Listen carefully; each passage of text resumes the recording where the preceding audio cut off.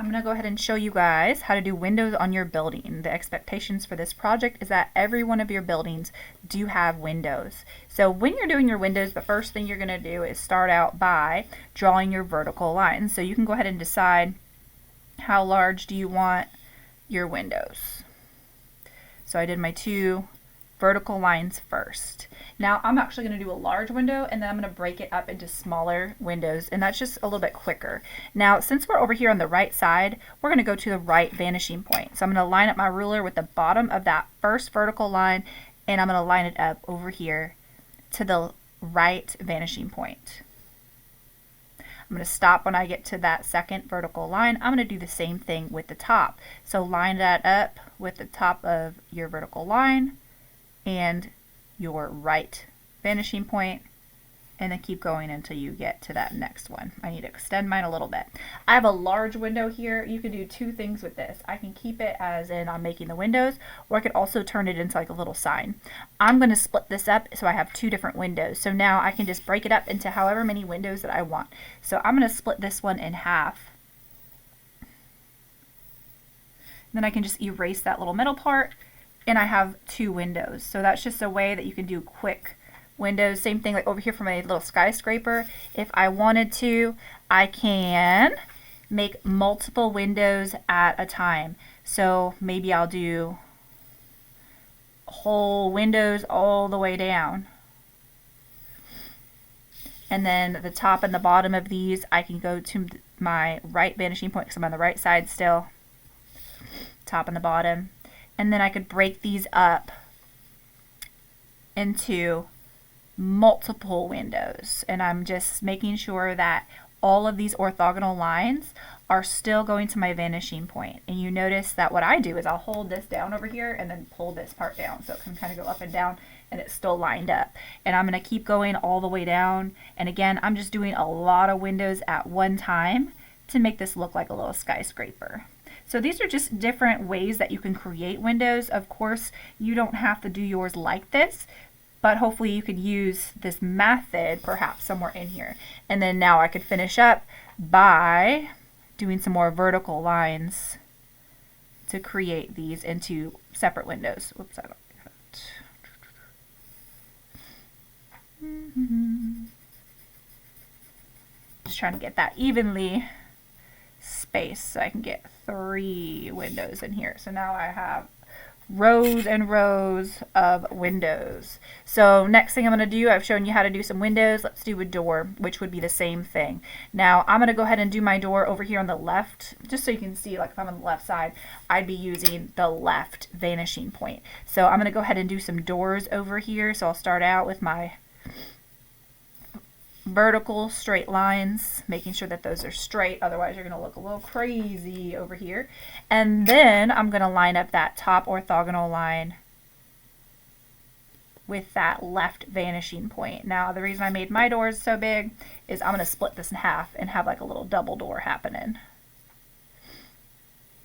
And I have 2 doors, I can add windows or whatever I wanted. So let's say I want these to be 2 doors, so I can do like little doorknobs. I could add windows on here using those orthogonal lines again. Orthogonal lines for all the horizontal lines, and straight up and down vertical lines for all of my lines that are vertical. And now I have some windows on here on those doors, or I could have even turned those into like little sliding doors. Alright, so let's go ahead and do a sign. So maybe this is a business, right? And I want a sign to be over here. So again, I'm pretty much going to use the same technique. I'm going to be doing as I did for the windows. So using my vanishing point, the left vanishing point for the left side, and then finishing that off by doing 2 straight vertical lines. And I have a sign that's getting smaller as it goes back. So when I add my lettering, I could use this as a guide to make sure the letters are getting smaller as they go back as well. So then maybe I could add, I'm just going to add store to this because it's a fancy store. It's called store. So I'm just going to go ahead and block in these letters, and I'm paying attention to how far the letters are from the top, so that way I can use that as my guide. And also any horizontal lines are going back to that vanishing point, and then all of my verticals are going straight up and down. So I'm just using this all as a guide.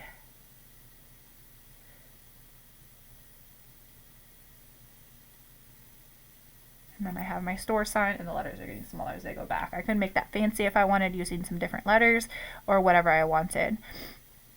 All right, so I think the last thing I'm going to show you is if you want a sign, well actually two more things. I'll show you if you want a sign on top of your building, something freestanding. And also if you want to change the shape of the top of your building, and then maybe we could do some like light posts so you see how those would get smaller as you go back too. So let's say that I wanted a sign on top of my buildings.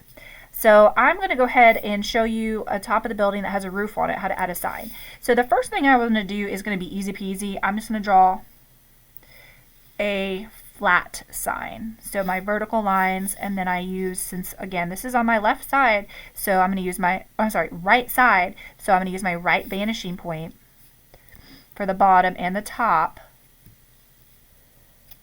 And then I'm going to erase anything that's in here because it's a solid sign, just like we've talked about before. Can't see behind it.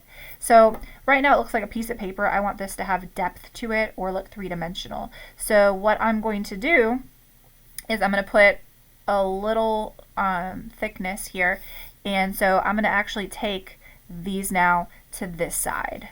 So I'm going to line up the bottom with the vanishing point, do a little, and the top with the vanishing point, but it's the opposite vanishing point, and then finish that off with another vertical line.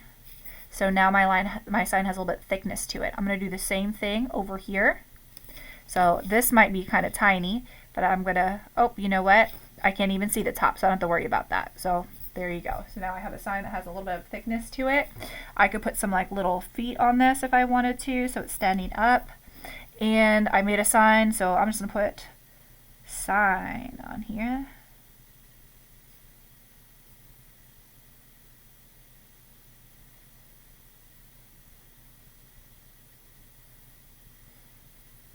My store sign, because I'm just so original and creative like that. All right. So if I want to change the top to a building, maybe I want it to be more interesting shape. Literally all I'd have to do is draw first what I want this to look like. So maybe I wanted this top portion to be rounded. Okay, so that's what I wanted. I wanted a rounded shape. So all I would have to do, if you think back to your 1-point perspective, is now I'd line this up with my vanishing point and then slowly come on down to the very top. So the very top now is lined up. I'm going to go past my building just so I know it's long enough to finish this. And then I look here, and it's kind of rounded, and I want to try to create that same shape back here. Round, round, and erase. And that's pretty much with any shape that you want to add to that. How about some little street lights? All right, so the street lights, same thing. As they go back, they need to get smaller. Those 6 ways to create depth, which you have notes on, talks about as things get farther away, they do get smaller. So I'm going to start out by just drawing a little street lamp right here. So my tallest one, I want to think about how tall do I want it to be in relation to my building. So that's first, thinking about the scale. And then I'm going to start out by just doing all of these lines first and then adding the detail. So I'm going to draw a really light line going back. That's my guiding line. So I did a little light line here. And then I can just come on back, and I think I'm going to do every 3 or so sidewalk pieces, so they're about evenly spaced. And I'm just going to keep coming on back using that guiding line until I want those to stop. Stop back here at my buildings. As you can see, all of these posts now are getting smaller as they go back. So then whatever I wanted to add, so maybe to start out with, I just want like those, like a cute little circular light, and then I'd come down back. So now for the bottom of this, I'd line that up with the vanishing point, give myself a little guiding line, and I could come on back and add my little shapes here. And of course, you don't have to do this. You can come up with an interesting design of your own And then since we're getting farther back, they might have less detail to them, so I'm not going to do quite as much detail. And then I could erase whatever is behind my lights, and then maybe add a little detail so they don't look just like little lollipops. And then same thing, using a guiding line coming on back. And now I know how big to make all those little details. So you do have to use those vanishing points in almost everything that you're adding to these. And then as I get farther back, less detail. And now I have these fun little lamps. So aside from that, if you're wanting to make anything else, you can definitely either send me a chat or raise your hand, and I can definitely show you anything else that you would be interested in making. So the doors and the windows and the signs, you can pretty much turn those into whatever shapes that you would like. Same thing with these lights, and use those rules that I showed you to make those work for different objects.